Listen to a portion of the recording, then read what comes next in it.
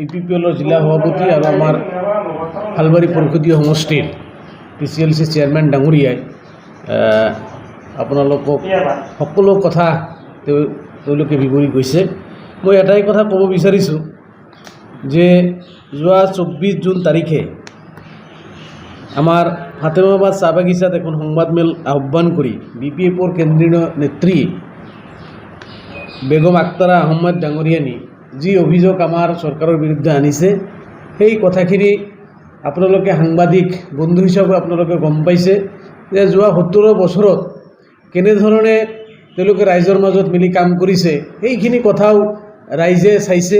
আৰু এইবাৰ নতুন চৰকাৰ অহাৰ পিছত আমি UPPL হিচাপে এইটো আমি জোৰকৈ দাবী কৰিব পাৰোঁ যে বিগত চৰকাৰতকৈ আমাৰ UPPL নেতৃত্বাধীন চৰকাৰে এইবাৰ মানে বানপানীৰ সময়ত EMৰ পৰা আৰম্ভ কৰি MCLৰ পৰা আৰম্ভ কৰি আমাৰ BTR চিফৰ পৰা আৰম্ভ কৰি সকলো মন্ত্ৰীৰ পৰা আৰম্ভ কৰি যিখিনি ৰাইজৰ লগত আহি সহযোগ কৰিছে, আমি বিগত 70 বছৰত কিন্তু এনেধৰণৰ আমি ৰাইজৰ মাজত কোনো প্ৰতিনিধিক আমি এনেকৈ দেখা নাই। কাৰণ আপোনালোকে এলাংগামাৰীতে চাইছে, আজি আমাৰ BTRৰ চিফ প্ৰমোদ বড়ো ডাঙৰীয়াৰ পৰা আৰম্ভ কৰি মন্ত্ৰী UG ব্ৰহ্মৰ পৰা আৰম্ভ কৰি আমাৰ MP ৰণগুৰা নাৰ্জাৰীৰ পৰা আৰম্ভ কৰি আমাৰ অসম চৰকাৰৰ জলসিঞ্চন মন্ত্ৰী আমাৰ পীযুষ হাজৰিকা ডাঙৰীয়াৰ পৰা আৰম্ভ কৰি আজি ৰঞ্জিত দাস মন্ত্ৰী ৰঞ্জিত দাসৰ আৰম্ভ কৰি সকলো মন্ত্ৰী MLA বিধায়কে আহি আজি সকলো আমাৰ ৰাইজৰ মাজত আহি খবৰ লোৱা আমি সকলোৰে পৰিলক্ষিত হৈছে। কিন্তু এনেকুৱা তেওঁলোকে আজি এটা মানে সাংবাদমেলৰ যোগেদি এনেকুৱা এটা গোখাত মিছা কথা তেওঁলোকে ক'ব বিচাৰিছে বা চৰকাৰৰ ওপৰত দোষ জাপি দিব বিচাৰিছে যে ৰাইজে আজি ত্ৰাণ সামগ্ৰী পোৱা নাই।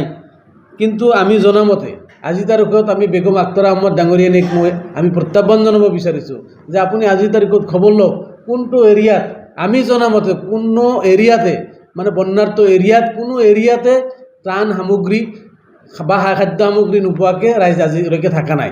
গতিকে তেখেতে আচলতে ৰাজনৈতিক অভিসন্ধি বা বিৰোধী হিচাপে ক'ব লাগে কাৰণেই তেওঁ এনেকুৱা এটা অপপ্ৰচাৰ আমাৰ বিৰুদ্ধে চলাইছে।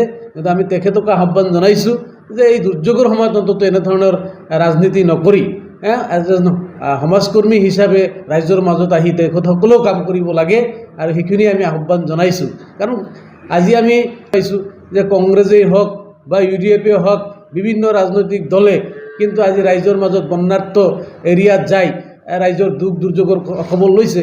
কিন্তু যেনেধৰণে আজি হাগ্ৰামা মহিলাৰী চৰকাৰত থকা অৱস্থাত তেওঁলোকে কৈছে যে আমাৰ চৰকাৰে বহুত কাম কৰিছে, কিন্তু এই দুৰ্যোগৰ সময়ত আজি হাগ্ৰামা মহিলাৰী ডাঙৰীয়াকো দেখা নাই। আজি হালবাৰী এৰিয়াত আজি কোনো তেওঁলোকৰ সেই সময়ৰ প্ৰাক্তন মন্ত্ৰীসকলকো আজি এই সময়ত দেখা নাই। তেওঁলোকে যদি ইমানেই কাম কৰিছে, ইমানেই ৰাইজৰ লগত মিলি আছিল, কিন্তু এই সময়ত তেওঁলোকক আমি কিয় দেখা নাপালোঁ? আজি মন্ত্ৰী প্ৰমীলা ৰাণী ব্ৰহ্ম ডাঙৰীয়ানী ক'ত গ'ল? মন্ত্ৰী চন্দন ব্ৰহ্ম ক'ত গ'ল? আজি তেওঁলোকে যে ইমানেই কাম কৰিছে, এই দুৰ্যোগৰ সময়ত কিয় তেওঁলোকক আমি দেখা পোৱা নাই? গতিকে ইমান কথা তেওঁলোকে যে সঁচাকৈ ৰাইজক মিছা কথা কৈ এই 70 বছৰে ৰাইজক মানে এটা মানে প্ৰলোভন দি তেওঁলোকে চৰকাৰ চলাইছিল, সেই কথাখিনি আজি তেওঁলোকৰ কথাতে প্ৰকাশ পাইছে। গতিকে দুৰ্যোগৰ সময়ত অন্তত তেওঁলোকে এনেকুৱা ৰাজনীতি নকৰি ৰাইজৰ মাজত আহি এজন সমাজকৰ্মী হিচাপে তেওঁলোকে কামত লাগিব লাগে। এইখিনি আমি যোৱা 24 তাৰিখ আৰু 30 তাৰিখত বিভিন্ন ইলেক্ট্ৰনিক মিডিয়া আৰু পেপাৰ মিডিয়া প্ৰিণ্ট মিডিয়াত যিখিনি আমাৰ BTRৰ অপজিশ্যন দল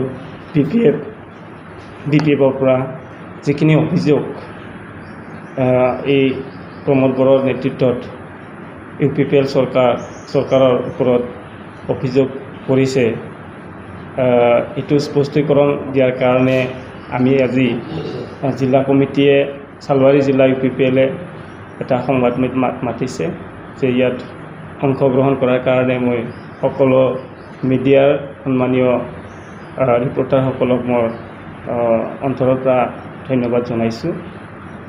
দুখ লাগিছে, হয় এইটো বানপানী হৈছে প্ৰাকৃতিক দুৰ্যোগ আৰু এই দুৰ্যোগৰ সময়ত ৰাজনীতিৰ নামত ৰাজনীতি কৰিলে নহ'ব। সকলো মানে ৰাজনীতি দলৰ অপজিশ্যন যিয়ে ৰাজনীতি দল নকৰক কিয় এই দুৰ্যোগৰ সময়ত ৰাইজৰ মাজত সকলোৱে থিয় দিয়া, সকলোৱে মানে ৰাইজৰ দুখ বেদনাত মানে সহভাগী হোৱাটোৱে মই মানে বিচাৰোঁ একচুৱেলি। তো কাৰোবাৰ ওপৰত দোষ জাপি দি কোনোবা বাচি যাব সেইটো মই নাভাবোঁ। সিদিনা যিটো BPF ৰাজনীতি দলৰ পৰা প্ৰমোদ বড়ো ডাঙৰীয়াৰ মানে ওপৰত যিটো অভিযোগ আনিছে সেইটো একেবাৰে মানে মিছা অভিযোগ বুলি মই মানে আপোনালোকৰ ওপৰত মই যুক্তি দাঙি ধৰিছোঁ। আৰু এইটো একেবাৰে মিছা কথাও যে আমাৰ প্ৰমোদ বড়োৰ নেতৃত্বত BTR চৰকাৰে বানপানীৰ আগতে প্ৰতি সাব ডিভিজনতে এজনকৈ সন্মানীয় EM সকলক ইনচাৰ্জ হিচাপে মানে বানপানীৰ যিখিনি ৰাইজে মানে কষ্ট পাব বা বানপানী মানে ভুগিব লগা হৈছে এখেতসকলক মানে খবৰ লোৱা, এখেতসকলক লগা ধৰণৰ সহায় কৰাৰ কাৰণে ইনচাৰ্জ পাতি দিছে। আমাৰ চালবাৰী মানে সাব ডিভিজনতো এজন আমাৰ সন্মানীয় EM আছে গৌতম দাস, এখেতক ইনচাৰ্জ হিচাপে যিটো দিয়া হৈছে, হয় এখেতে নিজে ইনচাৰ্জ হিচাপে যিখিনি বৰ্তমান আমাৰ 22টা VCDC আছে চালবাৰী সাব ডিভিজনত, এই 22টা VCDC যিখিনি VCDCত মানে বান আক্ৰান্ত হৈছে এইখিনি অঞ্চল ময়ো মানে শালবাৰী সমষ্টিৰ ভিতৰত যিখিনি VCDCবোৰত যিখিনি গাঁওবোৰত এতিয়ালৈকে বান আক্ৰান্ত হৈছে এইখিনি অঞ্চল ময়ো পৰিদৰ্শন কৰিছোঁ। ৰাইজৰ লগত ময়ো আছোঁ। ৰাইজক যিখিনি সহযোগ লাগে মানে চৰকাৰীভাৱে ক'ৰবাত কিবা এটা পোৱা নাই, কিবা এটা সৰু সুৰা অভিযোগ এইবোৰত মানে ময়ো নিজে আমাৰ দলৰ সকলো বিষয়ববীয়াসকলক লৈ প্ৰমুখতাসকলক লৈ ময়ো গৈছোঁ। সেই হিচাপত আৰু এখেতসকলে ৰাইজৰ লগত থিয় দিয়া নাই, কিবা দিয়া নাই, এইবোৰ মানে অভিযোগটো একচুৱেলি একেবাৰে মানে যুক্তি নোহোৱা এটা কথা বুলি মই ভাবোঁ। যদি এনেকুৱা এখেতসকলে পাইছে তেতিয়াহ'লে এখেতসকলে একেলগে আহক সকলোৱে মানে এই দুৰ্যোগৰ সময়ত একেলগে সকলোৱে কোনো দল সংগঠন কোনো মানে নাম নলোৱাকৈ সকলোৱে আগবাঢ়ি আহক। সকলোৱেও মানে এই মানে বানৰ আক্ৰান্ত হোৱা গাঁৱৰ ৰাইজক সকলোৱে সহায় কৰিব আহক, সেইটোকে মই আহ্বান জনাইছোঁ। আৰু যে এতিয়া 17 বছৰ শাসনকালৰ কথা কৈছে, এই সময়ত বানপানীৰ সময়ত আৰু আগ্ৰাবাদ মহিলাৰীয়ে সঘনাই বানপানীৰ অঞ্চল পৰিৱেশন কৰি ৰাইজৰ লগত মানে মত বিনিময় কৰিছে বুলি কৈছে, তো হয় ভাল কথা।